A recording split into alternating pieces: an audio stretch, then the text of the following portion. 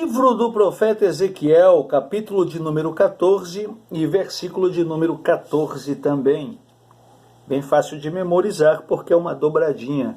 14, 14 do profeta Ezequiel. Diz assim a palavra de Deus: ainda que estivessem no meio dela, de Jerusalém, esses três homens, Noé, Daniel e Jó. Noé, Daniel e Jó. Eles, pela sua justiça, livrariam apenas a sua alma, diz o Senhor Jeová. Então Deus aqui em Ezequiel 14, 14, também Ezequiel 14, versículo 20, o próprio Senhor Deus, ele enfatiza esses três homens, Noé, Daniel e Jó. E é interessante que se nós analisarmos as vidas desses homens em suas épocas, nós vamos aprender algumas lições importantes. Por exemplo, Noé nos fala de uma época em que a sociedade estava totalmente corrompida. Noé fala de uma sociedade corrompida.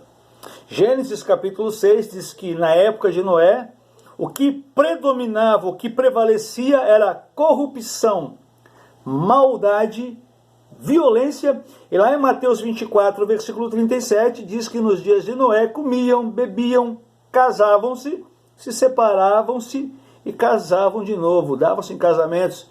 Só materialismo, comer, beber, casar, separar, casar de novo. Então a época de Noé era uma época em que a sociedade estava totalmente cheia de violência, maldade, corrupção, materialismo. Nós vemos na época de Noé uma sociedade corrompida. Agora olhando também para a época de Daniel. Daniel viveu mais na frente de Noé. Nós vemos que na época de Daniel a religião estava corrompida. Perceba que na época de Noé a sociedade estava corrompida. Já na época de Daniel, Daniel viveu em uma época em que a religião estava quase que totalmente corrompida. Tanto a religião judaica como a religião babilônica. Inclusive dizem os historiadores que na Babilônia haviam mais de 3.000 deuses diferentes. Então era uma cultura onde a religião era totalmente corrompida. E nós vemos isso nos nossos dias também. Eu vou falar um pouquinho disso daqui a pouquinho. Vamos aqui para frente, já para ponto finalizar. É um estudo, na verdade, que eu trago aqui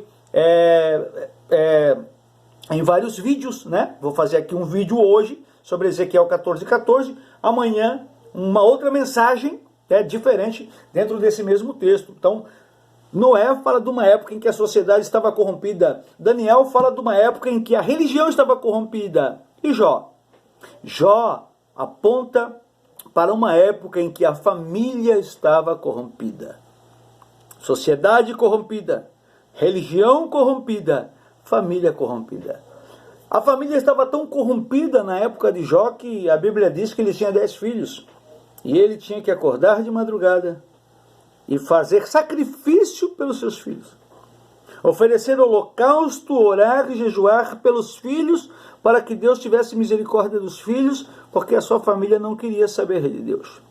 A família estava corrompida, a mulher estava do lado dele enquanto ele prosperava. Quando ele perdeu tudo, a mulher dele também mostrou, na verdade, quem ela era. Amaldiçoa o teu Deus, agora é só teu, não é mais meu. E morre, porque eu não quero esse Deus para mim.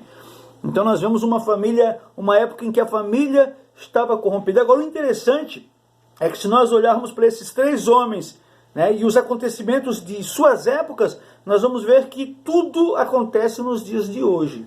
Hoje nós vivemos a época de Noé, vivemos uma época em que a sociedade está corrompida. Hoje nós vivemos a época de Daniel, uma época em que a religião está corrompida. E vivemos também a época de Jó.